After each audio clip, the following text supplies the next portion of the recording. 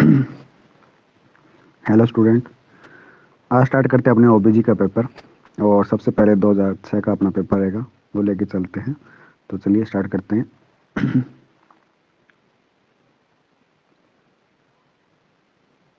देखिएगा, आपका ये पेपर है ओबीजी का, नवंबर 2006 का।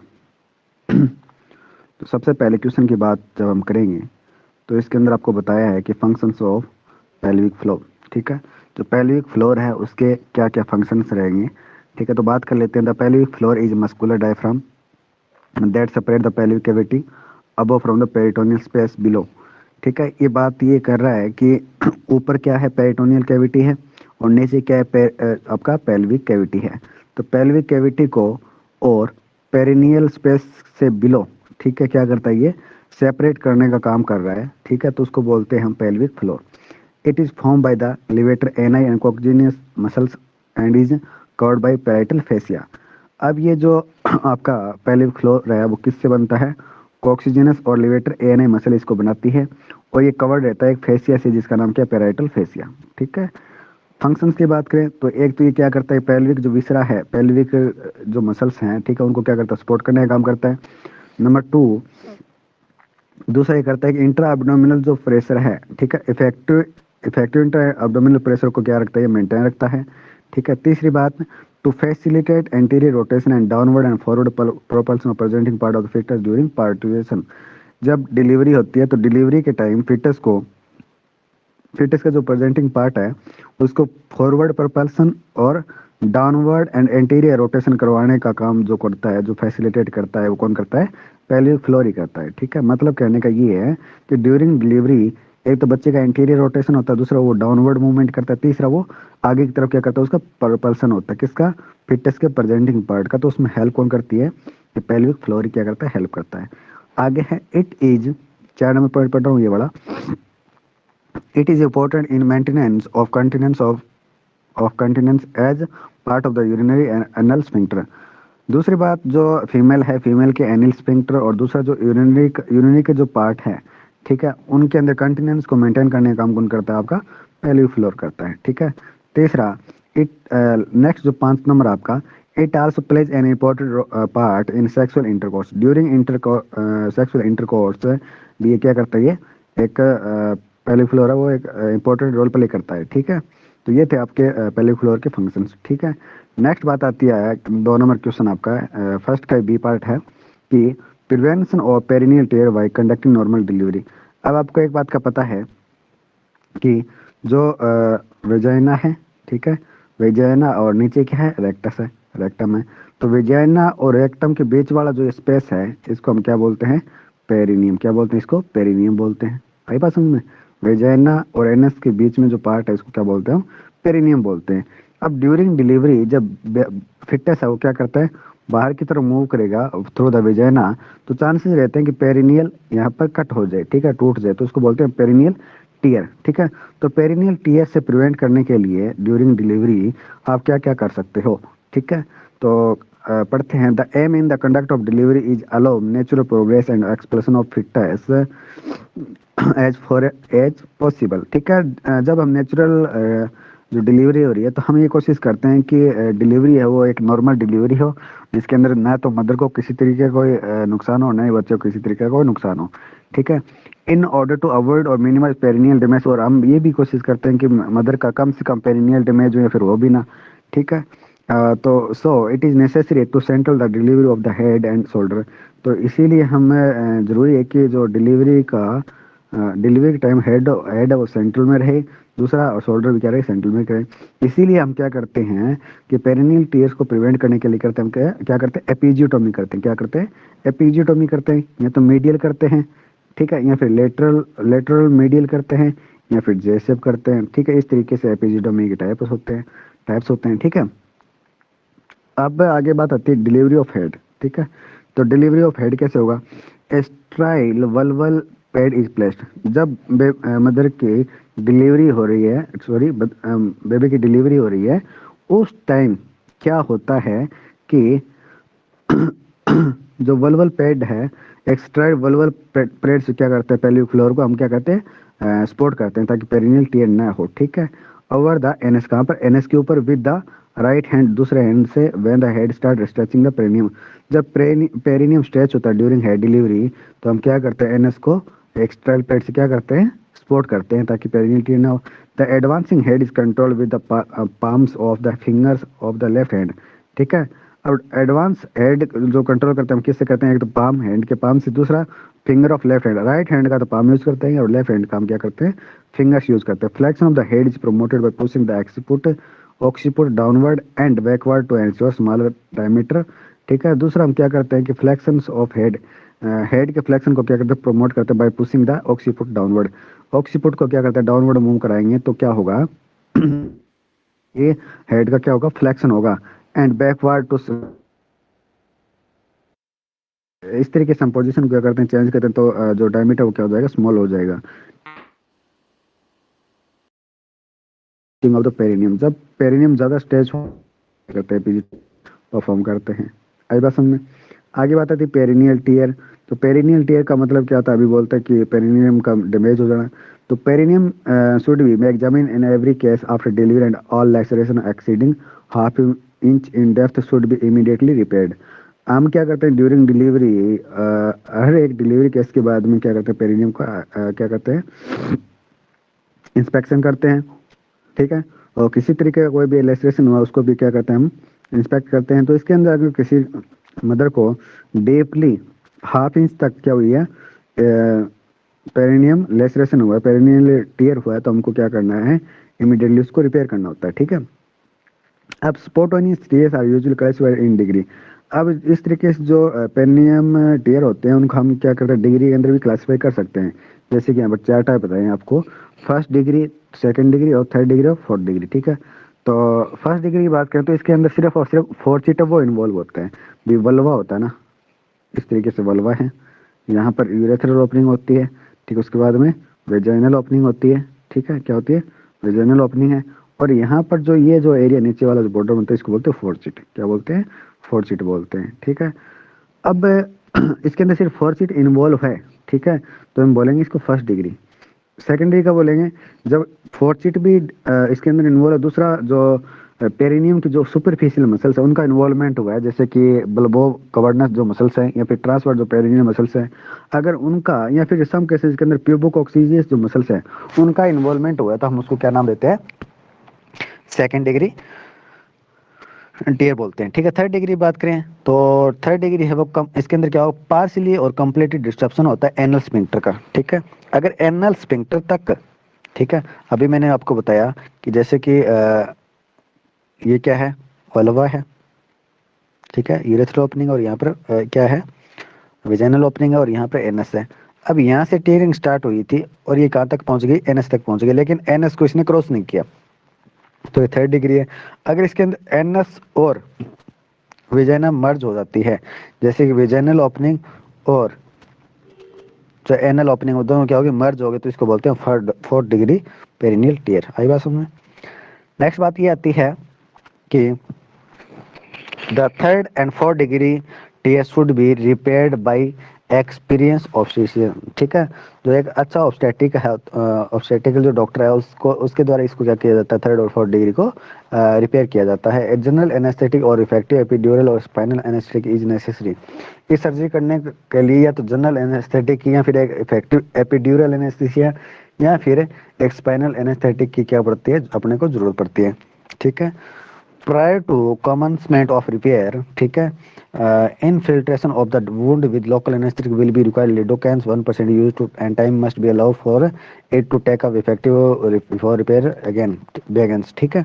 मतलब जब हम क्या करते हैं, सर्जरी करते हैं, तो सर्जरी से पहले क्या करते हैं कि वुंड को हम क्या करते हैं, वुंड का हम इन्फिल्ट्रेशन करते हैं, क्या करते हैं, इन्फिल्ट्रेशन करते हैं। और इन्फिल्ट्रेशन के लिए हम क्या करते हैं, एनेस्थेटिक यूज करते हैं। और एनेस्थेटिक कौन सा यूज करते हैं, हम लिडोकैन 1% यूज करेंगे। और इसमें हम टाइम का हमें क्या रखना पड़ता है, ध्यान रखना पड़ता है। इसके अलावा if the epidural block is progress A top up should be given, ठीक है। अगर एपिड्यूरल ब्लॉक है वो प्रोग्रेस है, काम कर रहा है, तो उसमें हम एक टॉप अप भी दे सकते हैं, ठीक है। The apex of the vaginal incision identified and posterior vaginal wall repaired from the apex downward, ठीक है। तो सबसे पहले जब हमने इंसिजन लगाया तो विजाइनल जो इंसिजन का अपेक्स पार्ट है उसको हमें आइडेंटिफाई कर लेना है, और पोस्टीरियर विजाइनल वाल है उसको क्या करते हैं, रिपेयर्ड करते हैं फ्रॉम अपेक्स टू डाउनवर्ड, ठीक है। अपेक्स से डाउनवर्ड और विजाइनल जो विजाइनल पोस्टीरियर विजाइनल से, और क्या करते हैं अपेक्स को डाउनवर्ड से क्या करते हैं रिपेयर करते हैं। A continuous suture effort better haemostasis, ठीक है। एक अच्छा कंटिन्यूअस सूचना हम करेंगे तो क्या करेगा, बेटर हेमोस्टेसिस होगा, ठीक है। The thread should not be pulled too tightly, और दूसरी बात जब हम क्या करते हैं कि सूचरिंग करते हैं तो ज़्यादा टाइट हमको क्या नहीं करनी होती, सूचरिंग नहीं करनी, क्योंकि इस तरीके से क्या तो डेवलप हो सकता है एडिमा, क्या हो सकता है इस क्लाइंट को एडिमा हो सकता है during the first 24 to 48 hours, ठीक है। जैसे सर्जरी किया सूचरिंग किया उसके 24 से 48 घंटे के बाद में अगर आपने टाइट सूचरिंग कर दी तो क्लाइंट को क्या डेवलप हो सकता है, एडिमा डेवलप हो सकता है, ठीक है। आगे है care must be taken to identify other vaginal laceration, ठीक है। इसके अलावा आपको क्या करने क्लाइंट की केयर करनी होती है, अगर अदर कोई आपको आइडेंटिफाई नहीं करना है कि कहीं दूसरा लेसरेशन तो नहीं हो गया हो which need to be repair, उसको भी क्या करना पड़ेगा, फिर रिपेयर करना पड़ेगा। आगे है deeper interrupted suture are then instead to repair the perineal muscles, ठीक है। अगर किसी क्लाइंट को क्या हुआ है डीप लेसरेशन है, ठीक है, डीप पेरिनियल टीयर हुआ है, तो उस कंडीशन के अंदर आपको क्या करना है, पेरिनियल मसल्स को भी क्या करना पड़ेगा, रिपेयर करना पड़ेगा, ठीक है। आगे है good approximation of tissue is important, ठीक है। और टिश्यूज का एक अच्छा अप्रोक्सीमेशन होना भी जरूरी है, ठीक है। The subsequent strength of pelvic floor will be depend largely upon the adequate repair of this layer, ठीक है। इस लेयर को आप क्या कर रहे हो, जिस तरीके से क्या कर रहे हो, रिपेयर कर रहे हो, उस पर डिपेंड करता है कि उसकी स्ट्रेंथ क्या रहेगी पेल्विक फ्लोर की। अगर आपने क्या कर दिया अच्छे से इस पेल्विक मसल्स को क्या नहीं किया, आपने सूचनिंग नहीं की, अच्छे से उसकी सर्जरी नहीं की, तो उस कंडीशन में पेल्विक फ्लोर क्या हो जाएगा, वीक हो जाएगा। और आपने अच्छे से सूचनिंग वगैरह किया, अच्छे से मसल्स का यूज किया है, तो उस कंडीशन में क्या होगा, वो स्ट्रेंथ होगा, ठीक है, अच्छी उसकी पावर होगी पेल्विक फ्लोर की, ठीक है। आगे है as long as good approximation is obtain, ठीक है। Suturing of the perineal skin is unnecessary, ठीक है। और जो पेरिनियल स्किन है उसके क्या है सुचरिंग नाइक्रो, लेकिन जरूरी है कि जो उसको मेटेरियल डिस्कम्फर्ट होता है, इसलिए जरूरी है कि मसल्स की आपको सुचरिंग करनी ही पड़ती है। And if skin closure is carried out, a continuous subcuticular suture result in fewer short-term problems than interrupted transcutaneous suturing technique, ठीक है। अब आपको क्या करना है कि अगर स्किन क्लोज करनी है तो उसके लिए आप कंटिन्यूस सब क्यूटिकुलर सुचर यूज कर सकते हो, ठीक है। दूसरा आप ट्रांसक्यूटेनियस सुचरिंग टेक्निक भी आप क्या कर सकते हो, यूज कर सकते हो, ठीक है। अब रिपेयरिंग स्टार्ट करते हो, रिपेयरिंग आपको फोर्सेट से स्टार्ट करनी है, ठीक है। इस जिससे क्या होगा कि विजाइनल ओपनिंग है वो प्रॉपर्ली अलाइंड रहे, ठीक है। दूसरा when the wound has been close, wound क्या हो जाए क्लोज है, any further vulval laceration should be repaired, तो उसके बाद में आपको इसके अलावा कोई भी वल्वल लेसरेशन है उसको भी आप क्या कर सकते हो, रिपेयर करना होता है, ठीक है। The sutures area should be inspected in order to confirm haemostasis before the vaginal pack is removed. इसके बाद आप क्या करते हो, विजाइनल पैकिंग करते हो, तो विजाइनल पैकिंग को रिमूव करने से पहले आपको क्या कर लेना है, हेमोस्टेसिस के लिए क्या कर लेना है, उसको इंस्पेक्ट कर लेना है, कंफर्म कर लेना है कि वहाँ पर ब्लीडिंग तो नहीं हो रही, ठीक है। आगे है a vaginal examination is made to ensure that the introitus has not been narrowed. जब आप विजाइनल एग्जामिनेशन कर रहे हो तो उस टाइम में आपको इस बात का ध्यान रखना है कि जब आपने सुचरिंग की थी तो उस समय कहीं ज्यादा सुचरिंग की वजह से विजाइनल ओपनिंग कहीं नैरो तो नहीं होगी, ठीक है, इस बात का भी आपको ध्यान में रखना है, ठीक है। Upon completion and after warning the mother, a rectal examination is made to ensure that no suture have penetrated the rectal mucosa. Any suture must be removed to prevent fistula formation, ठीक है। अब आपको suturing के बाद में ये भी देख लेना है कि जब आपने सुचरिंग की थी तो आपका सुचर है वो कहीं रेक्टल म्यूकोजा को तो पेनिट्रेट नहीं कर गया, ठीक है। तो ये आपको क्या करना है, उसको चेक लेना, क्योंकि अगर ऐसा हो गया तो कहीं ना कहीं हो सकता है कि vaginal recto vaginal fistula formation हो जाए, ठीक है। तो फिस्टुला से प्रिवेंट करने के लिए आपको ऐसा एग्जामिनेशन करना होता है, ठीक है। The area is clean and sanitary pad position over the vulval and perineum, आपको एरिया को क्लीन करना और सैनिटरी पैड आपको अप्लाई कर देना वल्वा और पेरिनियम के ऊपर, ठीक है। The mother's legs are then gently and simultaneously removed from the lithotomy spot and she is made comfortable. अब जब आपने सर्जरी की थी तो उस क्लाइंट को कौन सी पोजीशन दे रखी थी आपने, लिथोटोमी पोजीशन। अब इस सर्जरी के बाद में आप क्या कर सकते हो, क्लाइंट को कंफर्ट पोजीशन प्रोवाइड कह सकते हो, ठीक है। नेक्स्ट बात ये आती है, the mother's legs are gently and simultaneously removed, ये हो गया, ठीक है। The nature of the trauma and repair should be explain to her, और जिस प्रकार का जो ट्रॉमा हुआ है उसको आपने कैसे रिपेयर किया और सब के बारे में मदर को बता देना है। And information given on whether और not suture will need to be removed, और ये भी बता देना है कि सूचर है वो रिमूव करवाने हैं या नहीं करवाने हैं, सभी तरीके की आपको हेल्थ एजुकेशन क्लाइंट को दे देनी है। कर लोगे, ठीक है। नेक्स्ट सेकंड क्वेश्चन आपका लेबर के बारे में, ठीक है। सबसे पहले प्रोलॉन्ग्ड लेबर, ठीक है। नॉर्मल जो ड्यूरेशन होता है लेबर का कितना होता है, 2 से 18 घंटा, ये तो रहता है रेंज में। अगर नॉर्मल की बात करें तो लगभग एवरेज 12 घंटे किसके अंदर, एक पैरा के अंदर, ठीक है। और मल्टीपैराइटी के अंदर ये टाइम क्या हो जाए, ड्यूरेशन कम हो जाए, लगभग 6 से 7 घंटे हो जाते हैं, ठीक है। तब अगर बात करें कि अगर 24 घंटे से ज्यादा, ठीक है, ये ऐसे बोलो 2 से 18 में आपको नॉर्मल होता है, तो 18 घंटे से ज्यादा अगर लेबर हो गया, ठीक है, लेबर का टाइम है वो 18 घंटे से ज्यादा हो रहा है, ठीक है, तो उसको हम क्या बोलेंगे, क्या बोलेंगे, प्रोलॉन्ग्ड लेबर बोलेंगे, ठीक है। टू वन एक्सीडिंग लेबर, ठीक है, when labour is actively managed, prolong labour is most common in primary gravid and में बी कॉल्ड, ठीक है। सबसे ज्यादा जो आपको प्रोलॉन्ग लेबर की कंडीशन देखने मिलती है किस में देखने मिलती है, प्राइमरी ग्रेविडा के अंदर, जो फर्स्ट टाइम क्या हुई है, प्रेग्नेंट हुई है, ठीक है। इसका कारण क्या रहता है, एक तो यूट्राइन कॉन्ट्रैक्शन अच्छे से नहीं हो रहा, इनइफेक्टिव यूट्राइन कॉन्ट्रैक्शन है। दूसरा स्पेलो पेल्विक डिस्पोर्शन है, ठीक है, फेलो और पेल्विक डिस्पोर्शन हुआ, या फिर ऑक्सीपिटो पोस्टीरियर पोजीशन है, उन कंडीशन के अंदर लेबर क्या हो जाएगा, प्रोलॉन्ग हो जाएगा। क्या करोगे, तो इसके लिए क्या करना है आपको, कि अगर पहले तो वेट करना है कि अगर सर्वाइकल डायलेशन हो रहा है तो, ठीक है। इसके अलावा अगर नहीं हो रहा तो हाइपोटोनिक यूट्राइन कैविटी एक्टिविटी होने की वजह से आप उस क्लाइंट को क्या देना पड़ता है, और एक तो एमनियोटोमी करनी पड़ेगी, ठीक है। एमनियोटोमी का मतलब सर्जी आपको वो आर्टिफिशियली एमनियो को क्या करना है, रप्चर करना है। उसके अलावा आपको ऑक्सीटोसिन इन्फ्यूजन करना है, और ऑक्सीटोसिन क्या कराएगा, यूट्राइन कॉन्ट्रैक्शन कराएगा, यूट्राइन कॉन्ट्रैक्शन बढ़ेगा तो क्या होगा, लेबर स्टार्ट हो जाएंगे, ठीक है। आगे ट्रीटमेंट की बात करें तो ट्रीटमेंट के अंदर क्या रहेगा, सबसे पहले प्रिवेंशन, प्रोलॉन्ग लेबर को प्रिवेंट कर सकते हो कैसे, एंटीनेटल और early intranatal detection of factor likely to produce prolong labour, उन सभी फैक्टर को आपको आइडेंटिफाई कर लेना इंटरनेटल और एंटीनेटल के अंदर, जो क्या करते हैं प्रोलॉन्ग लेबर का कारण बनते हैं, जैसे कि बेबी का साइज बड़ा, बिग बेबी है, या फिर वुमेन उसका स्मॉल साइज है, स्मॉल वुमेन है, या फिर माल प्रजेंटेशन या फिर पोजिशन है, ठीक है, उसको आपको आइडेंटिफाई कर लेना है। और आपका दूसरा पार्टोग्राफ है, पार्टोग्राफ को अच्छे से फिल करते रहना है, वो क्या करता है आपको अर्ली डिटेक्शन करवाता है प्रोलॉन्ग लेबर के लिए, ठीक है। Selective and judicious argumentation of labour by low rupture of membranes follow by oxygen टोसिन drip, ठीक है।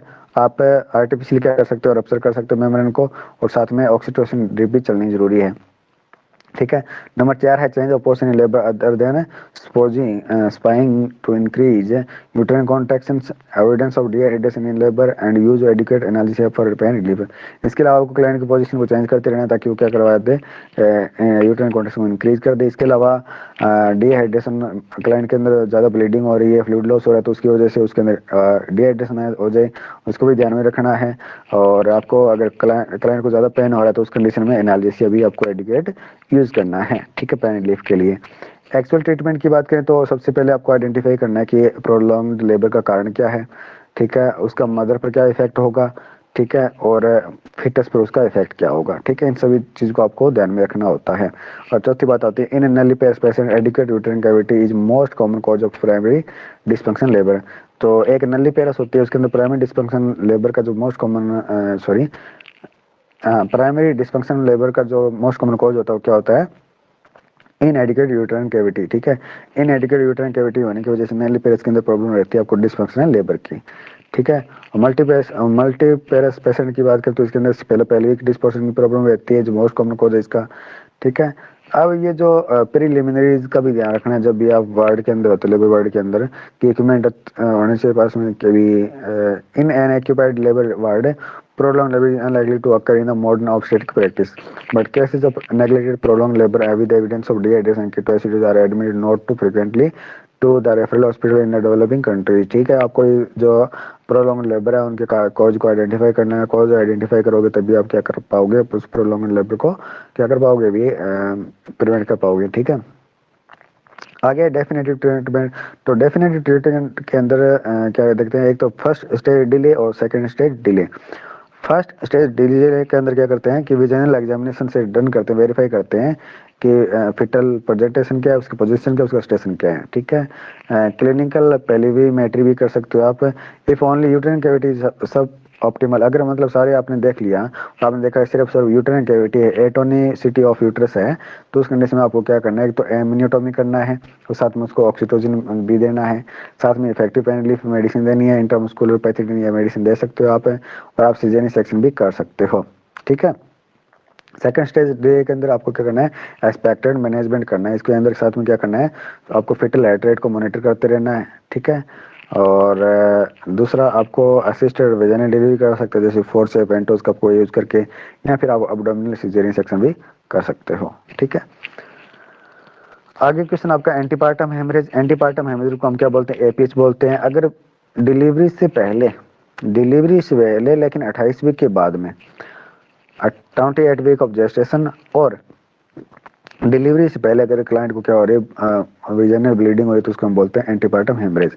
अब एंटीपार्टम हेमरेज है, उसके कई कॉज हो सकते हैं, जैसे प्लेसेंटल ब्लीडिंग है, अनएक्सप्लेन्ड ब्लीडिंग 25% केसेस के अंदर होती है, और एक्स्ट्रा प्लेसेंटा 5% के अंदर होती है। प्लेसेंटल ब्लीडिंग की बात करें तो इसके अंदर दो कॉज हो जाते हैं इसके, एक तो प्लेसेंटा प्रीविया और अब्रूसिव प्लेसेंटा, ठीक है। और अगर एक्स्ट्रा प्लेसेंटल की बात करें,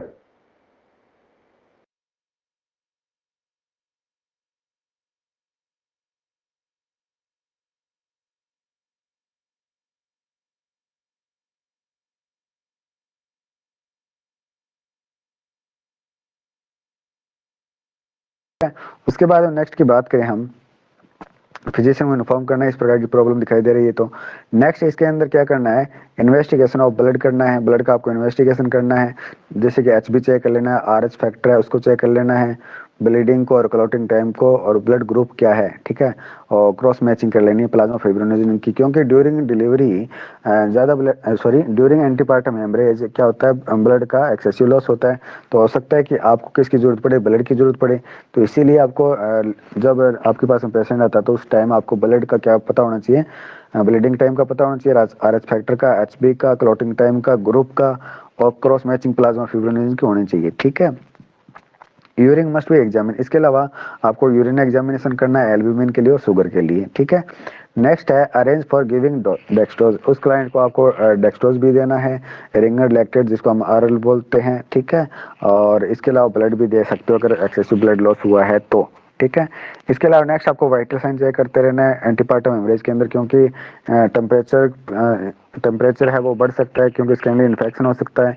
इसके अलावा नेक्स्ट प्लस रेट है वो 5 से 15 मिनट में चेक करते रहना है, रेस्पिरेशन भी चेक करते रहना और ब्लड प्रेशर भी चेक करते रहना है मदर का। इसके अलावा फिटल हार्ट साउंड को चेक करते रहना है, अब्डोमिनल गर्थ भी चेक करनी है आपको, ठीक है। और सारा चेक करके आपको रिकॉर्ड क्या रखना है, मेंटेन रखना है।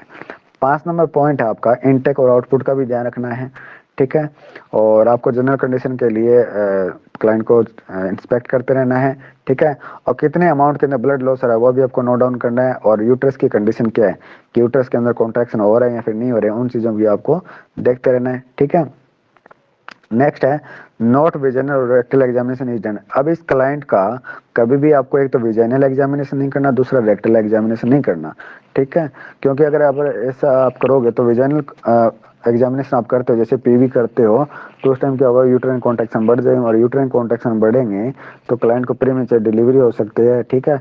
और हो सकता है कि उसकी वजह से प्लेसेंटा है वो क्या हो जाए, डिलीवर हो जाए, बच्चे की क्या हो जाए, डिलीवरी हो जाए, ठीक है। तो ऐसा आपको नहीं करना। Enema is not given but mild laxative may be given after 48 hour. आपको एनिमा नहीं देना है इस टाइम, ठीक है, लेकिन 48 घंटे बाद में आप माइल्ड है लैक्सेटिव दे सकते हो, ठीक है। आफ्टर डिलीवरी एंटीपार्टम हेमरेज आपने आइडेंटिफाई कर लिया, ब्लीडिंग हो रही थी, तो आपको वल्वल वासेस करना है, मतलब जो वल्वल जो एरिया उसको क्या करना है, वॉश आउट करना है, और पैड अप्लाई करने हैं, ठीक है, फॉर डॉक्टर्स इंस्पेक्शन, ठीक है। स्पेकुलम एग्जामिनेशन में भी डन आफ्टर सम टाइम्स। कुछ टाइम के बाद में आपको स्पेकुलम एग्जामिनेशन आप कर सकते हो, to find out the cause of bleeding, की ब्लीडिंग का एक्चुअल में कॉज क्या था, ठीक है। नेक्स्ट 10 नंबर पॉइंट आपको फॉर सीवियर ब्लीडिंग, अगर ज़्यादा सीवियर ब्लीडिंग हो रही है और आप सीवियर ब्लीडिंग हो रही है तो उस कंडीशन में आप क्लाइंट को सेडेटिव दे सकते हो, एनाल्जेसिक भी दे सकते हो, ठीक है, पेन के लिए। Due to profuse bleeding blood transfusion में भी एडवाइज, अगर प्रोफ्यूज ब्लीडिंग मतलब ज्यादा ब्लीडिंग हो रही है तो उस कंडीशन में आप बीटी भी कर सकते हो, मतलब ब्लड ट्रांसफ्यूजन दे सकते हो, ठीक है। इसके अलावा 11 नंबर पॉइंट आपका, कंटिन्यू आपको नर्सिंग केयर देनी है, ऑब्जर्वेशन करना और ट्रीटमेंट देते रहना है, ठीक है। सेकंड क्वेश्चन का सी पॉइंट रहेगा आपका अम्बिलिकल कॉर्ड प्रोलेप्स के बारे में बताना है कि अम्बिलिकल कॉर्ड प्रोलेप्स होता क्या है, ठीक है। तो इसके अंदर बात कर लेते हैं कि एक रेयर केसेस है, इसके अंदर ऑब्स्टेट्रिकल इमरजेंसी के अंदर ये हम इंक्लूड करते हैं अम्बिलिकल कॉर्ड प्रोलेप्स को। That occur when the umbilical cord descend along side और beyond the fetal presenting part, मतलब ये फिटस है मान लो, ठीक है, मान लो ये फिटस है, फिटस के बाद में यहाँ पर क्या होता है, अम्बिलिकल कॉर्ड होता है, इस तरीके से डिलीवरी हो रही है। लेकिन इस केस में क्या होगा कि जो अम्बिलिकल कॉर्ड है उसकी पहले डिलीवरी होगी, ठीक है, और बाद में क्या फिटस है, ठीक है। तो इससे क्या होगा कि जो अम्बिलिकल कॉर्ड है वो कंप्रेशन होता है, और अम्बिलिकल कॉर्ड कंप्रेशन हो तो इसकी वजह से बच्चे को कोई ना कोई प्रॉब्लम हो सकती है। तो इसीलिए अगर बच्चे से पहले अम्बिलिकल कॉर्ड आ रहा है तो उसको बोलते हैं अम्बिलिकल कॉर्ड प्रोलैप्स, ठीक है। A prolapsed cord is a serious emergency and can be very harmful to the baby. ठीक है, तो प्रोलैप्स्ड कॉर्ड अगर प्रॉब्लम हो रही है तो ये सीरियस इमरजेंसी है, ठीक है। इसमें बच्चे को क्या हो सकती है, हार्मफुल इफेक्ट हो सकता है बच्चे के ऊपर। If the presenting part of the fetus does not fit the pelvis after membrane rupture, the umbilical cord can slip past and present at the cervix or actually prolapse into the vagina. During presenting part, जो fetus का जो presenting part है वो क्या हो कि pelvis के अंदर अच्छे से फिट ना हो, ठीक है, अच्छे से फिट नहीं होगा, थोड़े बहुत अगर स्पेस रहेगा तो उस स्पेस से अम्बिलिकल कॉर्ड क्या हो जाएगा, प्रोलैप्स हो जाएगा, ठीक है। और प्रोलैप्स होगा तो क्या हो सकता है कि सर्विक्स में आ सकता है या फिर एक्चुअली प्रोलैप्स हो सकता है कहाँ पर, इनटू द विजाना, विजाना के अंदर, ठीक है। अब नर्सिंग इंटरवेंशन क्या करोगे, मेन तो काम आपका यही है, ठीक है। इसमें क्या करते हैं, सबसे पहले आपको फिटल मॉनिटरिंग करनी है। फिटल मॉनिटरिंग के अंदर क्या करना है कि क्लाइंट बच्चे की हार्ट रेट है उसको चेक करते रहना है, ठीक है। तो कहीं उसके अंदर हाइपोक्सिया या हाइपोवोलेमिया वाली कंडीशन तो नहीं डेवलप हो रही, क्योंकि अगर इस तरह की कंडीशन होगी तो इफेक्टिव ब्लड पंप नहीं हो पाएगा बच्चे के पास में। Second B point, if the cord is totally compressed, अगर जो कॉर्ड टोटली क्या हो चुका है, कंप्रेस्ड हो चुका है, तो उस कंडीशन में हाइपोक्सिया विल डेवलप। तो उस कंडीशन में बच्चे के अंदर क्या हो जाएगा, ये आपका हाइपोक्सिया होगा, और रिलेटिवली उस बच्चे के अंदर क्या देखने मिलेगा, ब्रेडिकार्डिया देखने को मिलेगा, ठीक है। इसके अलावा prolapsed umbilical cord are often proceed by variable deceleration of the fetal heart rate demonstrate on the CTG, ठीक है। कार्डियोटोकोग्राफी जब करवाएंगे बच्चे की तो उस कंडीशन में क्या देखेगा कि अगर ज्यादा कंप्रेस हुआ है अम्बिलिकल कॉर्ड तो वेरिएबल डिसेलेरेशन देखने मिलता है। डिसेलेरेशन का मतलब क्या होता है कि फीटल हार्ट आपको क्या मिलती है, कम मिलती है, ब्रेडिकार्डिया वाली कंडीशन देखने मिलती है जब आप क्या कराते हो, सीटीजी करवाते हो तो, ठीक है। वेनेवर दीज अपीयर, जिस जब ये कंडीशन आपको दिखाई देती है तो it is good idea to examine the pelvis for evidence of a prolapsed cord, ठीक है। तो अगर आपको पता है कि पहले ऐसी कंडीशन नहीं डेवलप हुई थी, ठीक है, तो आपके पास में ये एविडेंस होता है, आइडिया होता है पेल्विस को एग्जामिन करने का कि इसको जो कॉर्ड प्रोलेप्स है वो होगा या फिर नहीं होगा। अगर पहले हुआ है तो हो सकता है कि अभी वो चांसेस हो जाए, ठीक है। और जब मेम्ब्रेन मेम्ब्रेन रप्चर होगी, check to make sure there is a no sign of prolapsed cord. आपको पता है कि जब जैसे सर्वाइकल डायलेटेशन कंप्लीट होगा तो बाद में क्या होता है, मेम्ब्रेन रप्चर होती है, मेम्ब्रेन रप्चर होती है तो उस टाइम आपको देखना होता है कि कहीं कॉर्ड प्रोलेप्स तो नहीं हुआ है, ठीक है। ये चीज आपको एग्जामिन करना है। नेक्स्ट है टाइम इज की, ठीक है। आपको इसमें टाइम का ध्यान रखना होता है किस कौन से टाइम का, alleviation of pressure on the prolapsed cord until delivery can be achieve through measures such as digital disengagement of the presenting part, raising the maternal pelvis और filling of the maternal bladder, ठीक है। तो इसमें क्या करना है कि प्रोलेप्स्ड cord को डिलीवरी तक आपको क्या रखना है, मेजर करना है। कैसे कर सकते हो, डिजिटली आप क्या कर सकते हो, डिस एंगेजमेंट को ऑफ प्रेजेंटिंग पार्ट को देख सकते हो, ठीक है। और मैटरनल पेल्विस को रेज करना है और फीलिंग द मैटरनल ब्लैडर, ठीक है, मैटरनल ब्लैडर को फील करके आप इसको क्या कर सकते हो, एलिविएट कर सकते हो, ठीक है। The time taken to safely achieve such delivery is important in order to limit the duration of cord compression, ठीक है। तो अगर इस वाली कंडीशन हो रखी है, ठीक है, तो आपको ज़्यादा टाइम नहीं लगाना होता डिलीवरी में, ठीक है, और सेफली आपको क्या करवानी होती है, डिलीवरी करवानी होती है। If such an event is diagnose in labour, अगर इस प्रकार की कंडीशन आपको लेबर में क्या होती है, डायग्नोज होती है, तो woman should be transfer straight to hospital. कहाँ पर ट्रांसफर कर देना है, लेडीज को रेफर कर देना आपको हॉस्पिटल में, प्रीफरेबली इन नी चेस्ट पोजीशन। अब मेन बात ये आती है कि जैसे अम्बिलिकल कॉर्ड प्रोलैप्स होगा तो क्लाइंट को कौन सी पोजीशन देनी है, नी चेस्ट पोजीशन। कौन सी, नी चेस्ट पोजीशन देनी होती है। With the mid wife holding up the presenting part with finger in the vagina, ठीक है। साथ में मिड वाइफ क्या करती है, तो प्रेजेंटिंग पार्ट है उसको क्या करती है, होल्ड करके रखती है, finger in the vagina, vagina के अंदर फिंगर को इंसर्ट करके, to stop it compressing the umbilical cord during contraction, ठीक है। जिससे क्या हो कि कॉन्ट्रैक्शन के टाइम में अम्बिलिकल कॉर्ड क्या ना हो, कंप्रेस ना हो। एक caesarean section is needed urgently, और ये जो कंडीशन है वो आपको पता है इमरजेंसी है, तो इमरजेंसी कंडीशन में आपको सिजेरियन सेक्शन वो भी करना पड़ सकता है, ठीक है। If the code is found a head of the presenting part before membrane rupture, ठीक है, आपको कोड है वो मेम्ब्रेन रप्चर होने से पहले ही वहां पर सीन हो रहा है तो दिखाई दे रहा है, तो membrane should be rupture artificial only a full preparation for emergency caesarean section have been made.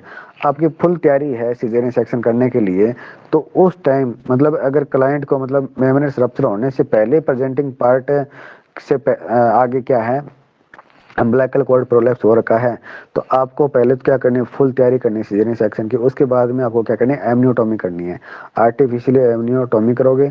उसके बाद में आप आगे कंडीशंस को क्या करते हो, हैंडल करते हो, ठीक है। Once the cord is prolapsed immediate delivery is the best solution. और अगर किसी क्लाइंट को अम्बिलिकल कॉर्ड प्रोलैप्स हुआ है तो आपका इमीडिएट जो एक्शन रहता है वो ये रहता है कि आप क्या करवा दो, आप इमीडिएट उसकी डिलीवरी करवा दो, ठीक है। नेक्स्ट बात आती है आपकी, क्या आएगा कि स्टेज फर्स्ट लेबर, ठीक है। स्टेज फर्स्ट लेबर के अंदर आपको क्या करना है कि wearing high level disinfected gloves, जब आप डिलीवरी कंडक्ट करवा रहे हो तो आपको क्या करना है, डिसइंफेक्टेड ग्लव्स का यूज करना है। Insert a hand into the vagina, एक हैंड तो आपको विजाइना में इंसर्ट करना है, and push the presenting part up to decrease pressure on the cord and dislodge the presenting part from the pelvis. आपको क्या करना है कि एक हैंड को विजाइना में इंसर्ट करके और हेड को अप अप अप मूव करना है। इससे क्या होगा, जो कॉर्ड के ऊपर जो कंप्रेशन था वो क्या हो जाएगा, कम हो जाएगा। Place the mother hand on abdomen in the supra pubic region to keep the presenting part out of the pelvis, ठीक है। Place the other hand on the abdomen, दूसरा हैंड आपको अब्डोमेन पर रखना है, ठीक है, सुप्रा प्यूबिक रीजन के ऊपर, ठीक है। तीसरा जो पॉइंट आपका, once the presenting part is firmly held above the pelvic brim remove the other hand from the vagina. अगर प्रेजेंटिंग पार्ट फर्मली हेल्ड हो जाए अबव द पेल्विक ब्रिम, तो आपको दूसरा हैंड आप विजाइना से क्या कर लेना, आपको बाहर निकाल लेना है, रिमूव कर लेना है। Keep the hand on the abdomen until season section, और जब तक सीजन सेक्शन ना हो तब तक आपको हेड के ऊपर क्या रखना है, उस पर हाथ को हैंड को रखना है अब्डोमेन के ऊपर, मतलब प्रेजेंटिंग पार्ट है उसको आपने अप कर दिया। इससे क्या होगा कि कोर्ड कंप्रेशन नहीं होगा। इफ अवेलेबल गिव साल्ब्यूटामोल, अगर अवेलेबल है तो आप साल्ब्यूटामोल दे सकते हो कॉन्ट्रैक्शन को डिक्रीज करने के लिए, ठीक है। और इमीडिएट आपको सीजन सेक्शन परफॉर्म करना होता है। स्टेज सेकंड के अंदर क्या कराओगे, इमीडिएट क्या कराते हो, डिलीवरी करवाते हो, वैक्यूम एक्सट्रैक्शन और फोर्सेप्स डिलीवरी आप करवा सकते हो, ठीक है। और प्रिपेयर फॉर रिसक्सीशन ऑफ न्यूबॉर्न, और न्यूबॉर्न के रिसक्सीटेशन के लिए आपको करना है, प्रिपेयर रहना है, ठीक है। 3 नंबर क्वेश्चन आपका ब्रिज प्रेजेंटेशन का, तो ब्रिज प्रेजेंटेशन के अंदर क्या रहेगा, it is longitudinal line in which the buttocks is the presenting part with or without lower limbs, ठीक है। अगर किस नॉर्मली क्या होता है कि जो हेड है वो कम कम होगा पहले, मतलब ड्यूरिंग डिलीवरी सबसे पहले किसकी डिलीवरी होती है, हेड बाहर आता है। लेकिन अगर बच्चे का सबसे पहले क्या आ रहा है, बटक्स या फिर लिम्स आ रहे हैं, तो उसको हम क्या बोलेंगे भाई, उसको हम बोलेंगे ब्रिज डिलीवरी। क्या बोलते हैं, ब्रिज प्रेजेंटेशन या ब्रिज डिलीवरी बोलते हैं। अब इसके कुछ वेराइटीज हैं, कुछ टाइप्स आपके ब्रिज डिलीवरी के। तो ब्रिज प्रेजेंटेशन के अंदर आपका एक तो कंप्लीट हो जाए, एक इनकम्प्लीट होता है, ठीक है। इनकम्प्लीट है फिर फर्दर उसके फिर और टाइप होते हैं।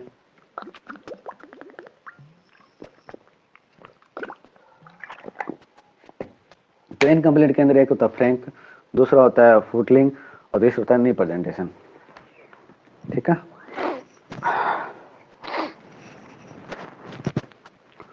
कंप्लीट की बात करें तो कंप्लीटली बच्चे के बेड साइड्स बटक्स हैं और बहुत नीज, बटक्स और बहुत नीज है और हिप्स है, वो क्या होते हैं, फ्लैक्स्ड होते हैं। जो मोस्ट कॉमन देखने को मिलता है मल्टीपेरा के अंदर। इनकम्प्लीट की बात करें तो फ्रैंक ब्रिज है, इसके अंदर bridge with extended leg where the knees are extended while the hip are flexed.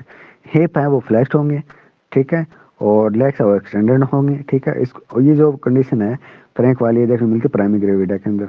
Footling के अंदर क्या देखोगे, नी जॉइंट्स और हिप वो एक्सटेंडेड होंगे और वन और बोथ साइड, दोनों साइड में या फिर एक साइड के अंदर नी जॉइंट्स और हिप जॉइंट क्या होते हैं, एक्सटेंडेड होते हैं। और मोस्ट कॉमन देखने को मिलता है आपको प्री टर्म सिंगलेटन ब्रीचेज, ठीक है।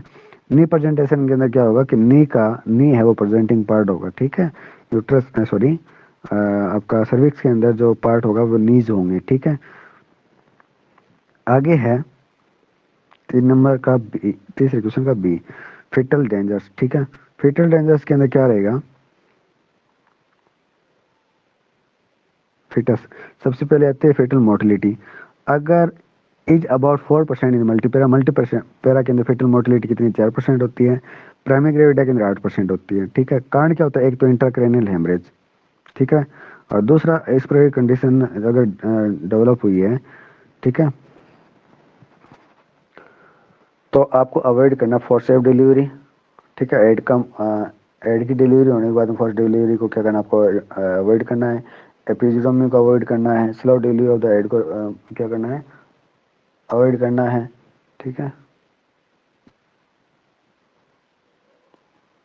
Vitamin K to the mother early labour, labour से पहले मदर को क्या देना है, विटामिन के दे के भी ऐसा कर सकते हो आप। इंट्राक्रैनियल मैरिज के अंदर क्या रहेगा, is the commonest cause of death due to sudden compression and decompression of the head is as the gradual moulding of the head, ठीक है।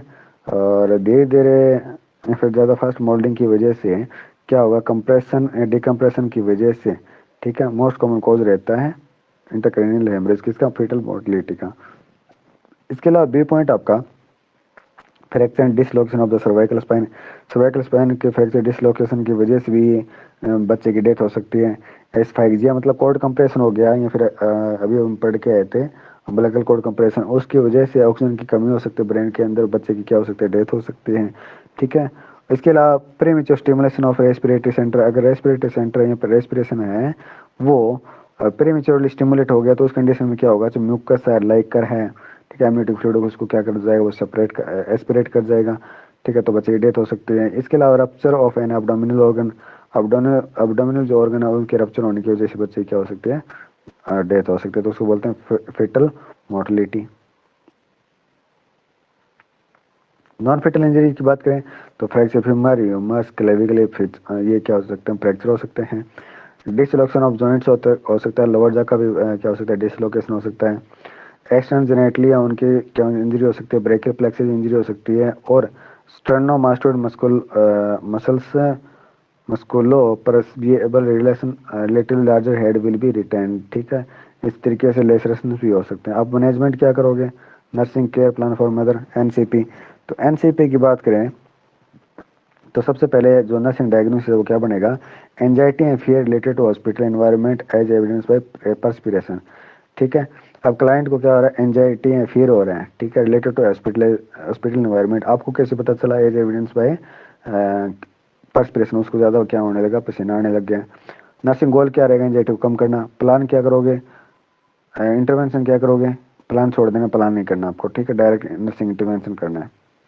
नर्सिंग इंटरवेंशन क्या करोगे, एक तो क्लाइंट के साथ में अच्छा थेरेप्यूटिक रिलेशनशिप मेंटेन रखोगे। दूसरा पेशेंट ओरिएंटेड होना चाहिए हॉस्पिटल के अंदर रूल्स एंड फैसिलिटीज़ के बारे में। दूसरा patient reassure that she is in safe hands and not alone, और उसको जो पेशेंट है उसको अच्छे से विश्वास दिला देना है कि वो एक अच्छे हॉस्पिटल के अंदर है, ठीक है, और वो अकेली नहीं है, ठीक है। और आपको एंजाइटी रिड्यूसिंग मैन्यूवर को असिस्टेड करना, जैसे कि रिलैक्सेशन, डीप ब्रीथिंग और oral intake of warm fluids, ये से देके आप क्या कर सकते हो, एंजाइटी को कम कर सकते हो। इवाल्यूएशन की बात करें तो इवाल्यूएशन में ये करना है कि फियर है उसका कम हुआ या नहीं, एंजाइटी उसकी कम हुई है फिर नहीं हुई। दूसरा जो आपका नॉलेज डेफिशिएंट का है, तो नॉलेज डेफिशिएंट किससे रिलेटेड है, आपका ब्रीच प्रेगनेंसी से और लीकिंग की वजह से, ठीक है। आपको क्या करना है कि उसके नॉलेज लेवल को इम्प्रूव करना है, ठीक है। और कैसे कर सकते हो कि कैसे कर सकते हो, the progress of bridge delivery and management of leaking was explain. Client को बता देना है कि हम ब्रिज डिलीवरी को कैसे मैनेज करेंगे और जो फ्लूइड लीकेज है उसको हम कैसे मैनेज करेंगे, चीज़ बता देनी है। ठीक है, उसके बाद में हम क्वेश्चन पुट करते हैं, क्वेश्चन पुट करेंगे तो आपको पता चल जाएगा कि उसका नॉलेज लेवल है वो इम्प्रूव हुआ है या फिर नहीं हुआ। ठीक है, तीसरा जो नर्सिंग केयर प्लान है आपका, नर्सिंग डायग्नोसिस है, अल्टर्ड होता fluid and electrolyte balance related to loss of body fluids during delivery. और आपको कैसे पता चला, उसके ड्राई लिप्स की वजह से पता चला। आपको क्या करना है, मेंटेन रखना fluid and electrolyte balance during after delivery. और करोगे क्या इसके लिए, एक तो आपको क्या करना है, सबसे पहले इंटरवेंशन के अंदर फ्लूइड एंड इलेक्ट्रोलाइट स्टेटस को चेक करना है, वाइटल साइन चेक करने हैं, इनटेक आउटपुट को चेक करना है, और ड्राई म्यूकस मेम्ब्रेन उसको चेक करना है, आईवी फ्लूइड एडमिनिस्ट्रेशन करना है जैसे आपको डॉक्टर ने प्रिस्क्राइब किया है। ठीक है, ओरल फ्लूइड दे सकते हो जैसे कि वाटर है, ब्लैक टी है, और सूप्स हैं। ठीक है, सारी चीज़ दे सकते हो। और इवाल्यूएशन में क्या करते हो, उसकी कंडीशन को देखते हो कि फ्लूइड एंड इलेक्ट्रोलाइट बैलेंस हुआ है या नहीं हुआ, इसको देखना है। ठीक है, नेक्स्ट जो आपका नर्सिंग डायग्नोसिस है ये वाला, ये क्या होगा, अल्टर्ड स्लीपिंग पैटर्न। क्लाइंट का जो पैटर्न है स्लीपिंग पैटर्न वो क्या हो जाएगा, अल्टर्ड हो, चेंज हो जाएगा टू न्यू इन्वायरमेंट। ठीक है, एक न्यू इन्वायरमेंट में आने की वजह से, फिर हॉस्पिटलाइजेशन की वजह से। ठीक है, आपको कैसे पता चला, फ्रीक्वेंट अवेकनिंग पे बार बार वो उठ रहा था। आपको क्या करना है कि patient will be able to sleep properly. आपका नर्सिंग गोल रहेगा कि पेशेंट को एबल बनाना है कि वो अच्छे से नींद ले सके। ठीक है, नर्सिंग इंटरवेंशन क्या करोगे, sleep and rest pattern was assessed, उसका स्लीप एंड रेस्ट पैटर्न है वो क्या करना है, असेस करना है। Quiet and peaceful environment was provided. ठीक है, उसको क्वाइट और पीसफुल एनवायरनमेंट क्या करना, प्रोवाइड करना है। ठीक है, the sleeping pattern was improved and her sleeping hour was increase with adequate rest. आपको ये देखना है कि वो अच्छे से नींद ले पा रही, नहीं पा रहा, ले पा रहा है तो कितने घंटे की नींद ले रहा है। ठीक है, या फिर कितने घंटे की नहीं ले रहा। ठीक है, तो ये चीज़ें आप कर सकते हो। नेक्स्ट जो आपका रिस्क फॉर इन्फेक्शन का, तो इसके अंदर क्या आएगा, risk for infection related leaking of amniotic fluid और altered primary deafness in the postmortem period. ठीक है, आपको क्या करना है कि इन्फेक्शन से प्रिवेंट करना आपको गोल रहेगा। करोगे क्या, स्टैंडर्ड प्रिकॉशंस यूज़ करने हैं, प्रॉपर हैंड वॉशिंग करनी है। ठीक है, और दूसरा सेफ्टी टेक्निक यूज़ करनी है। ठीक है,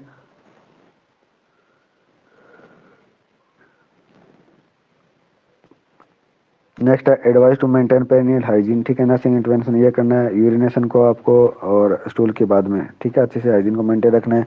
वाइटल साइन चेक करते रहना है, उसको मिले चिल्स या किसी प्रकार की भूख लग रही है नहीं लग रही। ठीक है, फैटिक्स को पेलर वगैरह ये सारे मॉनिटर करने हैं और प्रिस्क्राइब एंटीबायोटिक देनी है। ठीक है, इवाल्युएशन में क्या करोगे, वाले समय the mother did not develop infection. ठीक है, मदर को किसी तरीके का इन्फेक्शन हुआ तो आपका जो ट्रीटमेंट वो क्या है, इफेक्टिव है। ठीक है, नर्सिंग डायग्नोसिस बना सकते हो आप, इनफेक्टिव एयरवे क्लियरेंस पर ड्यू टू एक्सेसिव और फेंजियल सिक्रेशन। अब आपको क्या करना है, बेबी का जो एयरवे उसको क्लियर रखना है। क्लियर रखने के लिए क्या करोगे, आपको माउथ की क्या करना है, सक्शन करनी है, आपको सक्निंग करनी है। ठीक है, हेड को स्लाइटली आपको लोअर देन बॉडी रखना है। ठीक है, और जेंटली सक्शन कर सकते हो, रूटीन केयर करनी है। उसके बाद में आपको इवैल्यूएशन में बॉडी का एयरवे क्लियर करना है, हुआ या नहीं उस चीज़ को आपको करना है, चेक करना है। ठीक है, नेक्स्ट जो नर्सिंग डायग्नोसिस होगा वो इनफेक्टिव थर्मो रेगुलेशन हो जाएगा। भाई यहाँ से जो है ना इनफेक्टिव एयर वाला, ये बच्चे का स्टार्ट होगा, फिर उससे पहले मदर वाले से।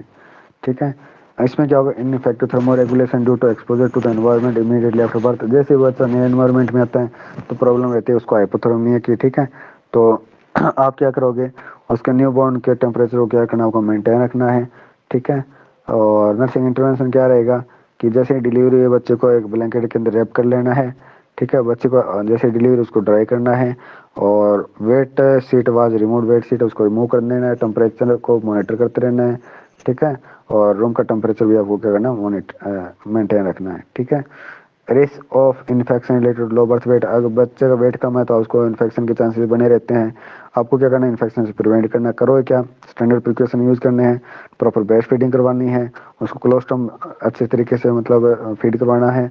ठीक है, बच्चे को आपको सनलाइट में एक्सपोज करवा सकते हो, और कोड हाइजीन को रखना है अच्छे से, और प्रॉपर उसका इम्यूनाइजेशन करना है। ठीक है, तो हो गया आपका नर्सिंग केयर प्लान। ठीक है, नेक्स्ट क्वेश्चन आपका 4 नंबर वाला, 4 नंबर क्वेश्चन क्या है आपका, प्रेगनेंसी के बारे में बताना है कि साइन सिम्टम क्या आते हैं।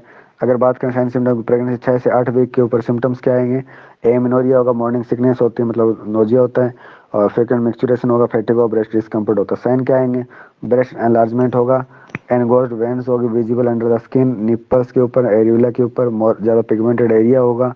इंटरनल एग्जामिनेशन की बात करें, जैक्यूमर साइन देखने को मिलते हैं, सॉफ्टनिंग और सर्विक्स देखने को मिलता है, ठीक है, और ब्लिस डिस्कलेशन ऑफ द सर्विक्स देखने को मिलता है, ओसिएंडर साइन देखने को मिलता है, ठीक है, पॉजिटिव हैगर साइन देखने को मिलेगा, पामर साइन देखने को मिलेगा, यूट्रनल एलार्जमेंट होगा, ठीक है, और हैंड्स एग साइज यूट्रस का साइज हो गया, फिर ऑरेंज साइज हो सकता है। इम्यूनोलॉजिकल जो टेस्ट है वो पॉजिटिव मिलेंगे, सोनोग्राफिक एविडेंस होगा, उसमें आपको जेस्टेशन रिंग देखने को मिलती है 6 से 8 वीक के ऊपर। 16 वीक की बात करें तो 16 वीक के ऊपर क्या देखने को मिलेगा आपको, सिम्टम्स देखने को मिलेगी, except amenorrhea all the previous symptoms disappear, मतलब एमेनोरिया को छोड़ के पीछे वाले जितने भी सिम्टम्स आए थे वो सारी साइड डिसअपियर हो जाएंगे। साइन क्या आएंगे, ब्रेस्ट चेंजेस देखने को मिलता है, और प्राइमरी एयरलाइन होगा, प्रोमिनेंस मोन्टेगोमेरी ट्यूबरकुल दिखेंगे, कोलोस्ट्रम देखने को मिलता है, और uterus Midway between pubis and umbilicus, जो यूट्रस है वो प्यूबिस और अम्बिलिकस के बीच में होगा। ब्रेक्सटन हीट कॉन्ट्रैक्शन प्रेजेंट होगी, यूट्राइन सफल देखने को मिलता है, इंटरनल वॉलेटमेंट भी देखने को मिलेगा, ठीक है। एक्सरे के अंदर आपको फिटल शेडो दिखा, सोनोग्राफी डायग्नोसिस आप कर सकते हो। 20 वीक की बात करें तो सिम्टम्स आपको एमएनओ दिखे, इसके अलावा आपको क्यूकनिंग देखने को मिलती है, मतलब फर्स्ट फिटल मूवमेंट देखने को मिलेगा। साइन की बात करें तो सेकेंडरी जो एरियोला है वो आपको अपीयर होगा, लीनिया नाइग्रा देखने को मिलता है, यूट्रस का लेवल अब 24 वीक पर कहाँ पर चला जाता है, एम्बलाइकस पर चला जाएगा, ठीक है। इसके अलावा एक्शन एक कॉन्टेक्ट में देखने को मिलेगा, एक्सटर्नल बेलोटमेंट देखने को मिलेगा, fetal part, fetal movements, internal ballottement, ठीक है, और एक्सरे के अंदर फिटल शेडो सोनोग्राफिक डायग्नोसिस आप कर सकते हो, ठीक है।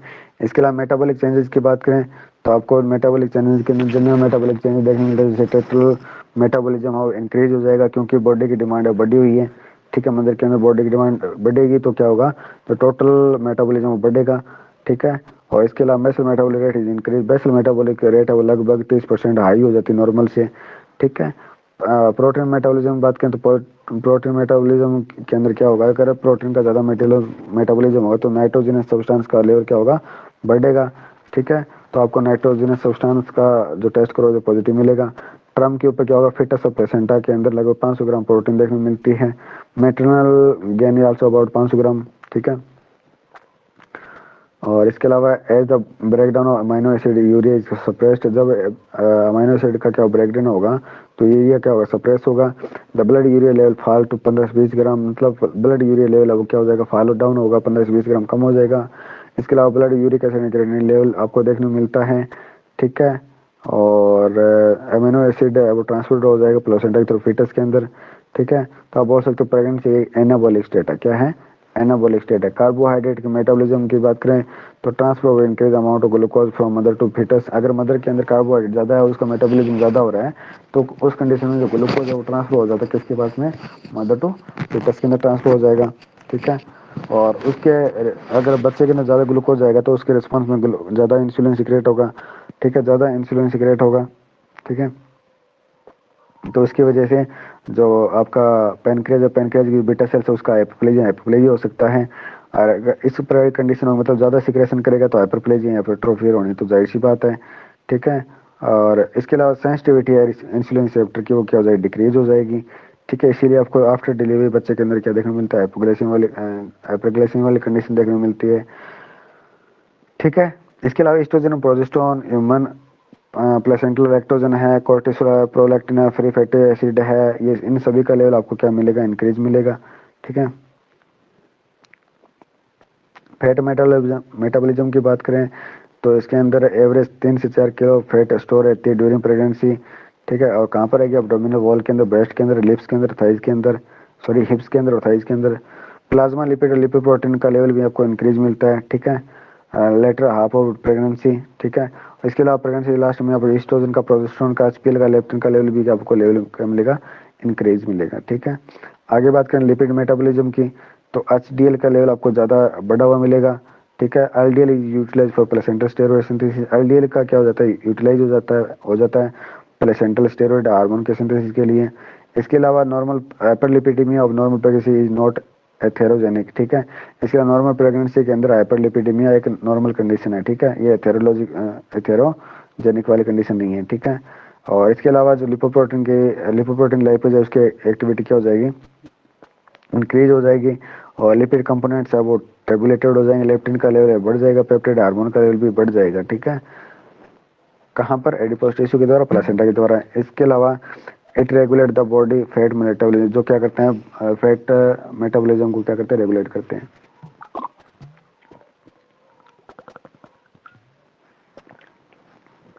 आगे आपका आयरन मेटाबॉलिज्म। तो आयरन मेटाबॉलिज्म बात करें तो आयरन अब अब्जॉर्ब होता है फेरस फॉर्म के अंदर, और कहाँ से होता है, ड्यूडेनम से और जेजुनम से क्या होता है, अब्जॉर्प्शन होता है। और 10% इंगेस्टेड आयरन, अब मतलब जितना आयरन लिया आपका आपने उसका 10% क्या होता है, अब्जॉर्प्शन होता है। जैसे कि आपने 600 ग्राम लिया है तो उसका 10 ग्राम में क्या 60 ग्राम में क्या होगा, उसका अब्जॉर्प्शन होगा 10% ही होगा, ठीक है। और आयरन का जो फीड है वो किसके थ्रू होता है, ट्रांसपोर्ट होता है एक्टिवली किसके थ्रू, प्लेसेंटा टू फिटस, ठीक है।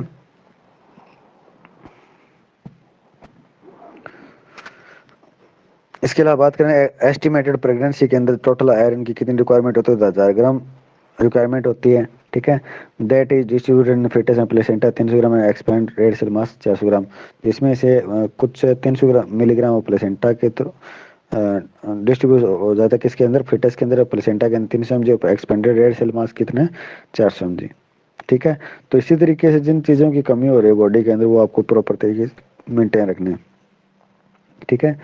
अब नेक्स्ट आपका फोर्थ का सी कि जो एंटीनेटल केयर है उसकी एम क्या होते हैं, ठीक है। एम की बात करें तो हाई रिस्क केसेस उनको आइडेंटिफाई करना, ठीक है।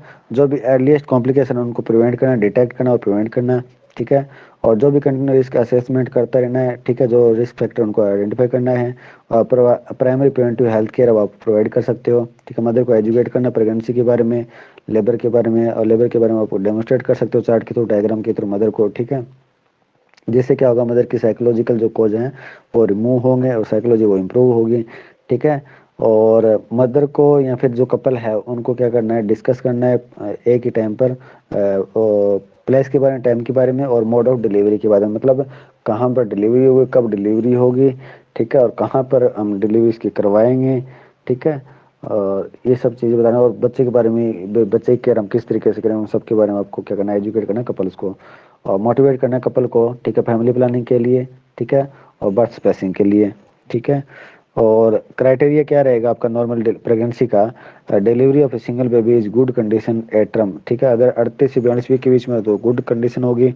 वेट है बच्चे का कम से कम 2.5 किलो है तो भी अच्छी बात है, इससे ज़्यादा भी हो सकता है, और कोई मेटरनल कॉम्प्लिकेशन ना आए, तो ये सारे सारे क्राइटेरिया एक नॉर्मल प्रेगनेंसी के, ठीक है। आगे लास्ट क्वेश्चन आपका पांचवा क्वेश्चन क्या बोला, पोस्ट मेच्योरिटी के बारे में बताया कि नॉर्मल जो आपकी प्रेगनेंसी होती है वो कितनी होती है, 37 वीक तक होती है। 30 से 42 तो नॉर्मल है। अगर 42 के बाद में, ठीक है, अगर डिलीवरी होती है तो उसको क्या बोलते हैं, हम पोस्ट मेच्योरिटी बोलते हैं, ठीक है। इसी का दूसरा नाम पोस्ट डेट भी बोल सकते हैं, प्रोलॉन्ग प्रेगनेंसी बोलते हैं, पोस्ट टर्म प्रेगनेंसी बोल सकते हैं, ठीक है। सारी सारी इसी नाम। एटियोलॉजी क्या होगी, रॉन्ग डेट हो सकती है, अगर आपको तारीख याद ना है तो भी वो हो सकता है आपका पोस्ट मैच्योरिटी, आप उसको बोल सकते हो।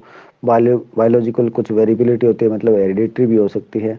मैटरनल फैक्टर की बात करें तो कुछ प्रीवियस प्रोलॉन्ग लॉन्ग लेबर है, प्रेगनेंसी है, प्राइमरी प्रायोरिटी है, या फिर सेडेंटरी हैबिट्स है, या फिर एल्डरली मल्टीपल है, तो उस कंडीशन मैटरनल फैक्टर की वजह से पोस्ट मेच्योरिटी हो सकती है। फेटल फैक्टर की बात करें तो कुछ कंजेनिटल एनोमलीज है, जैसे कि एनएनस्पेली है, अबनॉर्मल फेटल एचपी है, एक्सिस है, या फिर एड्रिनल हाइपोप्लेजिया है, या फिर डिमिनिश्ड फेटल कोर्टिसोल रिस्पॉन्स है, तो इन सभी की वजह से ये जो फेटल फैक्टर ये भी पोस्ट मेच्योरिटी के कारण बन सकते हैं। डायग्नोसिस की बात करें तो मेंस्ट्रुअल हिस्ट्री है, ठीक है।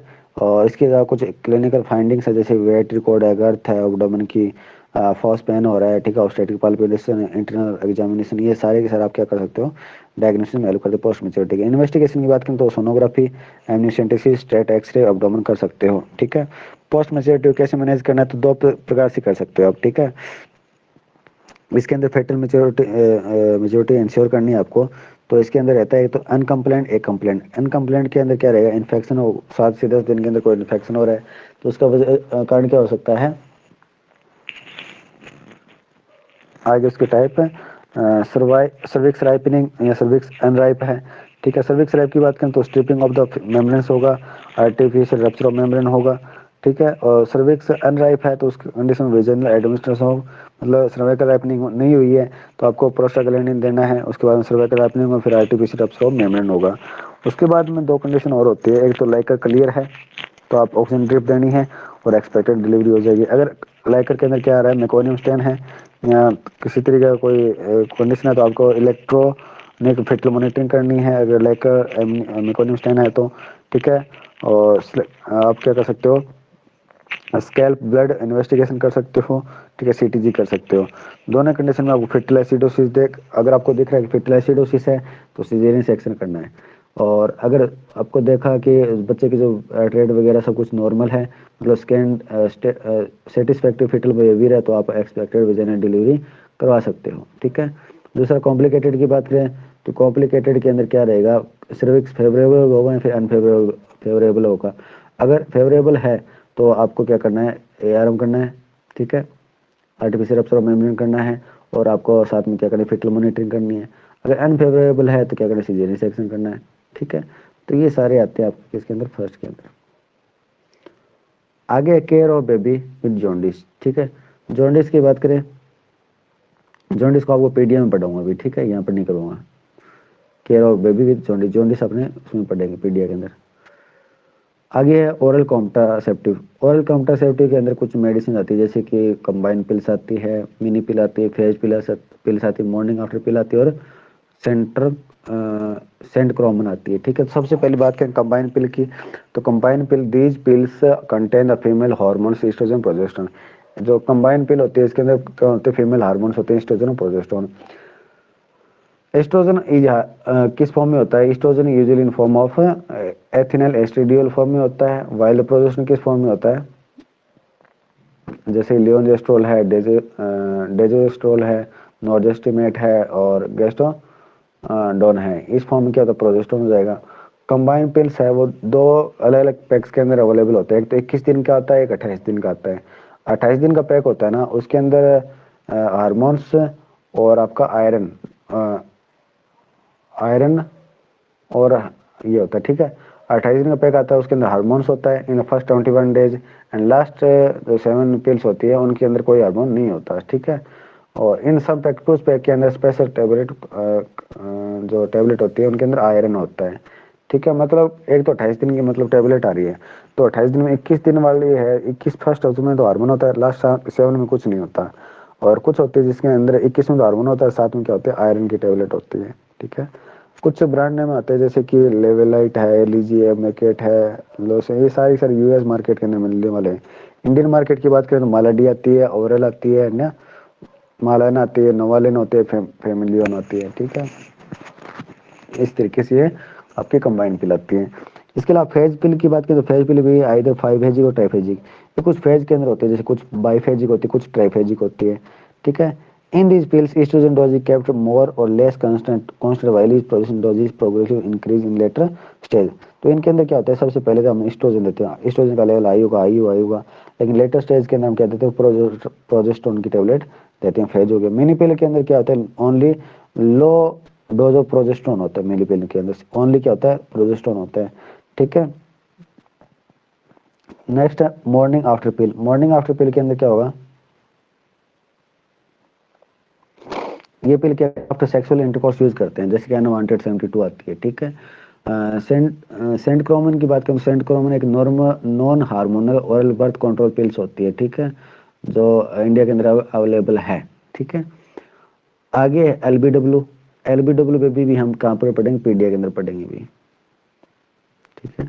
और लास्ट क्वेश्चन आपका 6 नंबर क्वेश्चन, थर्ड स्टेज के अंदर कुछ पैथोलॉजी फिजियोलॉजिकल कुछ चेंजेस है उसके बारे में बताना है और उसका मैनेजमेंट कैसे करेंगे वो बताना है, ठीक है।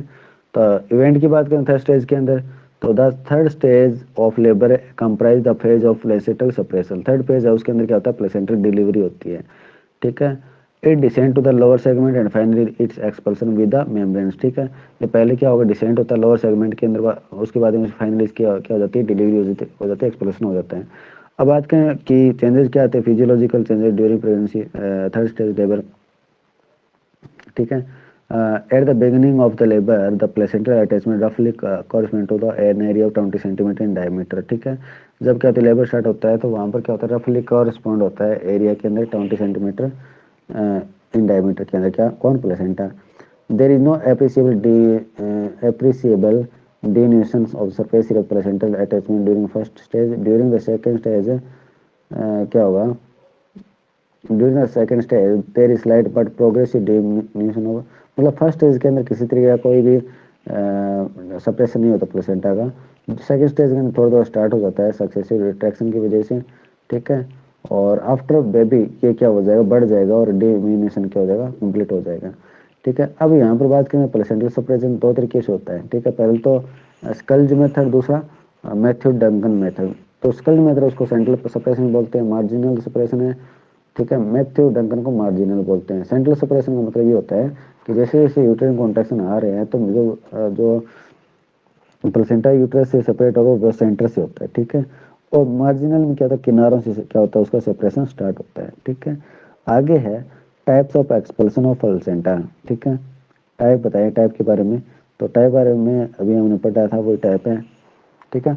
After complete separation of the placenta it is forced down into the flabby lower uterine segment or upper part of the vagina by effective contact retraction of the uterus, ठीक है।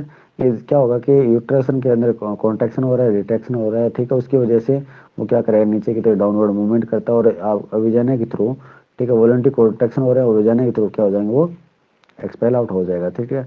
मैनेजमेंट क्या करेंगे थर्ड स्टेज का, तो third stage के अंदर management ये रहता है कि आपको दो तरीके का मैनेजमेंट करना पड़ता है, एक तो एक्सपेक्टेंट और दूसरा एक्टिव मैनेजमेंट, ठीक है।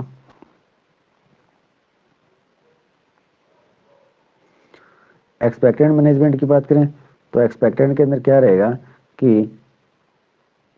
In this management the placental and its descent into the vision are allowed to occur spontaneously. आपको ये ध्यान में रखना है कि एक्सपेक्टेंट के अंदर देखिए वो अपने आप क्या हो जाएगी, आपके जो प्लेसेंटा उसकी डिलीवरी हो जाए, ठीक है, विद मिनिमम असिस्टेंट। उसके अंदर मतलब एक मिनिमम असिस्टेंट के साथ में क्या हो जाए, प्लेसेंटल की डिलीवरी हो जाए, ठीक है। इसके अंदर क्या रहेगा, constant watch is mandatory and patient should not be left alone. Patient को अकेला नहीं छोड़ना, कॉन्स्ट आपको कंटिन्यूस क्या करना है, करते रहना है, मॉनिटर करते रहना है क्लाइंट को, ठीक है। क्लाइंट को if the mother is delivered in the lateral position, अगर मदर की डिलीवरी लेटर पोजीशन में rescue should be changed into dorsal position. तो मदर कौन सी पोजीशन देनी है आपको, डोर्सल पोजीशन देनी, ताकि प्लेसेंटल सप्रेशन के फीचर सब आपको आप क्या कर सको, नोट कर सको। साथ में कितने अमाउंट के अंदर ब्लड लॉस और वो भी आपको मॉनिटर करते रहना है, ठीक है। A hand is place over the fundus, आपको एक दूसरा हाथ अपना फंडस के ऊपर अप्लाई करना है, ठीक है। इससे क्या होगा, आपको प्लेसेंटल साइन सप्रेशन के साइन आपको देखने को मिल सकता है, रिकॉग्नाइज हो जाएगा, ठीक है। और यूट्राइन कॉन्ट्रैक्शन हो रहा है नहीं हो रहा है, रिलैक्सेशन है या कॉन्ट्रैक्शन हो रहा है, वो चीज़ आपको पता चल जाएगी अगर आप हैंड क्या पर रखोगे, एब्डोमेन के ऊपर, फंडस के ऊपर रखोगे तो, ठीक है। दूसरा आपको इन्वर्जन ऑफ यूट्रस का भी पता चल जाएगा इससे, ठीक है। एक्सपल्सन ऑफ प्लेसेंटा की बात करें तो क्या आएगा, only when the features of the placenta suppression and its descent into the lower segment are confirmed the patient is asked to bear down simultaneously with the hardening of the uterus, ठीक है। अगर मतलब अपने आप पता चल जाए, आपको एविडेंस का पता चल गया कि प्लेसेंटा वो क्या हो गया, एक्सपेल आउट हो गया, तो आपको क्लाइंट को बियरिंग डाउन एफर्ट के लिए बोलना है, ठीक है। और अगर ऐसा करेगी तो उससे क्या कॉन्ट्रैक्शन ज़्यादा आएगा तो हार्डनिंग ऑफ यूटस होगा, तो मतलब अगर प्लेसेंटा डिलीवर नहीं हो तो सॉफ्टनिंग ऑफ यूटस देखने को मिलता है, ठीक है। और होने के बाद में क्या होगा, ज़्यादा कॉन्ट्रैक्शन आएगा तो उसकी वजह से हार्डनिंग ऑफ यूटस और ब्लीडिंग क्या हो जाएगी, कम हो जाएगी। उसके अलावा इंट्रा एब्डोमिनल प्रेशर बढ़ता है तो वो भी एक मतलब प्लेसेंटल एक्सपेल्सन में क्या करता है, हेल्प करता है, ठीक है। अगर पेशेंट का जो प्लेसेंटा है वो एक्सपेल आउट नहीं हो पा रहा तो आपको क्या करना है कि लगभग 7 20 मिनट तक वेट करना है, ठीक है। और अगर ब्लीडिंग नहीं हो रही तो, अगर ब्लीडिंग नहीं हो रही तो आपको प्लेसेंटा को एक्सपेल आउट करने के लिए 20 मिनट तक क्या करना है, वेट करना है, ठीक है।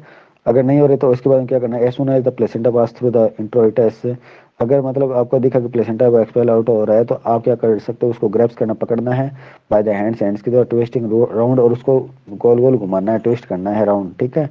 And round with gently traction, traction apply करना है, ठीक है। और मेमनस आर स्ट्रिप्ड इंटैक्ट, मेमनस स्ट्रिक्ट क्या होना चाहिए, इंटैक्ट होना चाहिए, ठीक है। तो जेंटलनेस पेशेंस एंड केयर पर request is for the complete delivery of the membrane, और क्या करना है, दे दे उसको ट्रैक्शन अप्लाई करना है, इससे क्या होगा, प्लेसेंटा की डिलीवरी हो जाएगी। असिस्टेड की बात करेंगे तो नॉर्मल की बात हो, असिस्ट के अंदर मतलब कॉन्ट्रैक्शन आ ही नहीं रहे, तो उस कंडीशन में क्या करते हो आप, एक मेथड यूज करते हो कंट्रोल और ट्रैक्शन, जिसको हम बोलते हैं मॉडिफाइड ब्रेडेड एंड्रू मेथड, ठीक है।